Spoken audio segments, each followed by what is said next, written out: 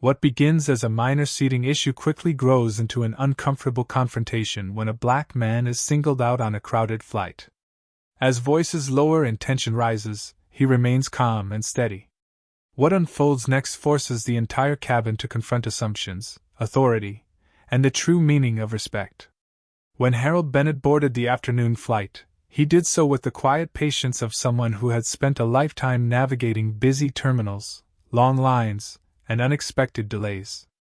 At 68 years old, Harold was a retired civil engineer, a widower, and a man who valued order, courtesy, and calm conversation above all else. He found his assigned seat near the front of the cabin, placed his small carry-on beneath the seat ahead, and settled in with a folded newspaper he had been saving for the flight. Around him, passengers shuffled, overhead bins slammed shut, and flight attendants moved briskly through their pre-departure routines. Everything felt ordinary. That changed when a young couple stopped in the aisle beside Harold's row, looking back and forth between their boarding passes and the seat numbers above. One of them hesitated, then quietly told a flight attendant that someone was sitting in their seat. The attendant glanced at Harold, then at her tablet, and asked him to confirm his seat number. Harold calmly pointed to the placard above his seat and offered his boarding pass without protest.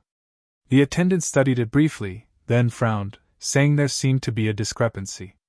Harold remained composed, explaining that he had selected the seat weeks in advance and had not moved since sitting down. The attendant nodded but asked him to stand so she could check the row more closely. Harold did so without complaint, stepping into the aisle as nearby passengers began to watch. The couple remained silent, visibly uncomfortable. The attendant made a call on her headset, then returned with a firmer tone, telling Harold there appeared to be an issue and that he might need to relocate temporarily until it was sorted out. Harold asked, politely and evenly, where he was being asked to go and why. The attendant hesitated, then suggested an open seat toward the back of the plane. Harold didn't raise his voice. He didn't argue. He simply said he preferred to stay near his assigned seat until the matter was clarified, as he had difficulty walking long distances due to a recent knee surgery. That was when the energy shifted. The attendant's expression tightened, and she replied that they needed cooperation to avoid delaying the flight. A few passengers sighed audibly. Others stared straight ahead, pretending not to notice. Harold felt the familiar tightening in his chest, not from anger, but from recognition. He had experienced moments like this before, moments where calm explanations seemed to evaporate in the face of impatience. Still, he remained steady, repeating that he was happy to cooperate once the seat assignments were verified. The attendant walked away briskly, leaving Harold standing in the aisle. Minutes passed. The hum of conversation softened, replaced by a thick silence broken only by the whir of the ventilation system. Finally, another attendant arrived, followed by the pilot himself, who stood a few steps away, arms crossed, surveying the situation with a look that suggested he had already drawn conclusions. Without greeting Harold, the pilot asked why there was a delay. The first attendant explained that a passenger was refusing to move from a disputed seat. Harold corrected her gently, saying he had only asked for clarification. The pilot turned his gaze fully on Harold now, his tone firm and authoritative as he asked if Harold was willing to move so the flight could depart. Harold met his eyes and replied calmly that he was willing to move once it was confirmed that he was in the wrong seat. He held out his boarding pass again. The pilot glanced at it briefly, then handed it back, saying they would resolve it shortly. Around them, the cabin felt suspended, every passenger aware that something small had grown into something much larger. As the pilot stepped aside to consult the seating manifest more closely, the tension in the cabin deepened rather than eased. Harold returned to his seat but remained upright, hands folded neatly in his lap, his posture relaxed despite the attention now openly directed his way. A woman across the aisle watched him with concern, while an older man 2 rows back shook his head slowly, as if recognizing a pattern he had seen too many times. The couple involved in the original confusion whispered to each other, clearly uneasy that the situation had escalated so dramatically.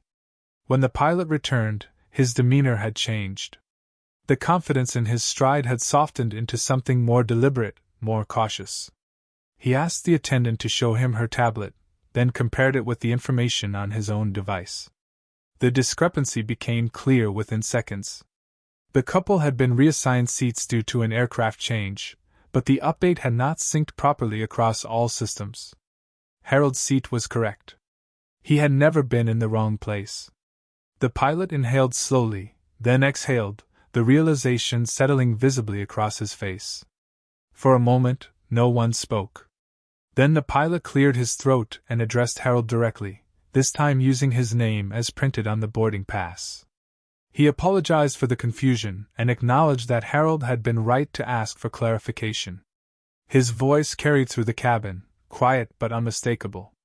The first attendant stood stiffly beside him, her earlier certainty replaced with discomfort.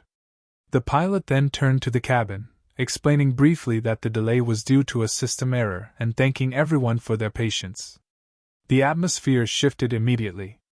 The woman across the aisle smiled at Harold, nodding slightly. The older man behind him murmured, "About time." Harold accepted the apology with a simple nod, saying he understood that mistakes happened. He did not gloat. He did not lecture. He simply returned to his newspaper, signaling that the matter was settled in his eyes. The pilot instructed the attendants to assist the couple to their correct seats, which were several rows back. As they gathered their things, the woman offered Harold a quiet apology, her voice sincere. Harold smiled gently, and told her it was no trouble at all. Once the aisle cleared and the cabin door finally closed, the plane prepared for departure. Yet the energy on board had changed. Conversations resumed slowly, more subdued, as if everyone was processing what they had witnessed. During the flight, the lead attendant stopped by Harold's seat, offering water and asking if he was comfortable. Her tone was noticeably different now, careful and respectful. Harold thanked her and assured her he was fine. He spent the next hour reading, occasionally glancing out the window as clouds drifted past. He thought about how easily the situation could have gone differently if he had raised his voice or allowed frustration to take over. He also thought about how often calm behavior was misinterpreted as compliance rather than quiet resolve. Halfway through the flight, the pilot emerged again, this time alone. He crouched slightly beside Harold's seat so they were eye level and offered a more personal apology, explaining that he should have reviewed the details more carefully before stepping in.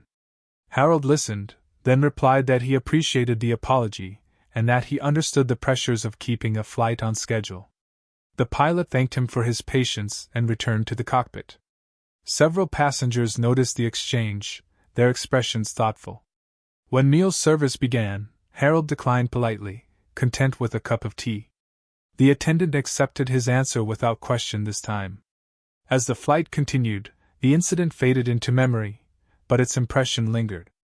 Harold remained steady throughout, not because he lacked feeling, but because he believed that dignity was most powerful when it was quiet. As the plane began its descent, sunlight slanted through the windows, casting long shadows across the cabin and softening the edges of a flight that had begun with tension and ended in reflection. Harold folded his newspaper and placed it back into his bag, his movements unhurried.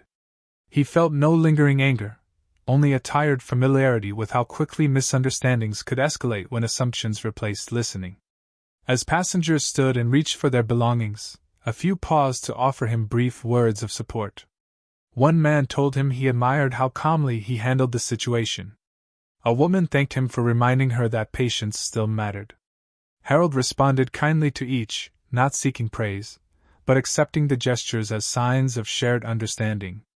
When the plane landed and the seatbelt sign turned off, the aisle filled again, but the energy felt different now, lighter somehow. Harold waited his turn, then stood carefully, steadying himself before stepping into the aisle. The pilot stood near the cockpit door as passengers exited, thanking each one. When Harold reached him, the pilot met his eyes and repeated his apology one last time, this time with genuine humility. Harold shook his hand and wished him a good day. As he walked down the jet bridge, Harold reflected on the moment not as a victory, but as a reminder. A reminder that staying steady in the face of pressure was not weakness. A reminder that dignity did not need to announce itself loudly to be felt. Outside the terminal, The noise of the airport returned, blending into the rhythm of travel Harold knew so well. He adjusted his jacket, checked his watch, and continued on his way, carrying with him the quiet certainty that how one responds in difficult moments can leave a lasting impression, not just on those directly involved, but on everyone watching. If this story resonated with you, please take a moment to like the video and subscribe to the channel. Your support helps us continue sharing meaningful stories that highlight dignity, patience, and accountability in everyday life. Feel free to share this video with friends or family who appreciate thoughtful storytelling, and leave a comment with your reflections. Thank you for watching and for being part of a community that values respect and understanding.